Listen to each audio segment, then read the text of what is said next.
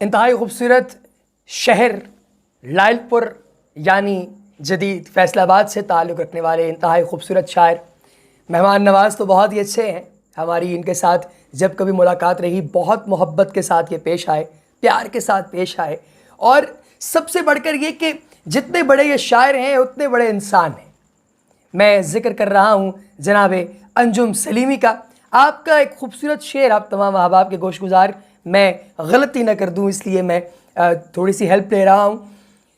میں خیر و شر کے توازن میں رہنا چاہتا ہوں، مجھے پتہ تو چلے مجھ میں کیا زیادہ ہے. جناب السلام علیکم دوستوں، ساتھیوں، متروں، سجنوں. میں ہوں انجم سلیمی اور آپ کی خدمت میں حاضر ہوں ادراک آن لائن مشاعرہ کے سلسلہ میں. سب سے پہلے میں شکریہ ضرور ادا کرنا چاہوں گا بھائی عاصم سیال کا، جو منتظم ہے اس مشاعرہ کی، اور اس کے دیگر ساتھیوں کا بھی بے حد شکریہ، جنہوں نے کافی دنوں کی محنت سے ایک خوبصورت گلدستہ سجایا ہے خوبصورت شاعری کا اور خوبصورت شاعروں کا. اس پلیٹ فارم پہ اکٹھا کیا ہے سب کو، تو یہ بڑی اچھی بات ہے اور مبارکباد پیش کرتا ہوں اس کامیاب مشاعرے کے لیے. ایک غزل پیش خدمت ہے. مسترد کر دیے گئے میرے خواب، مسترد کر دیے گئے میرے خواب، لوگ جب دیکھنے لگے میرے خواب. مسترد کر دیے گئے میرے خواب، لوگ جب دیکھنے لگے میرے خواب.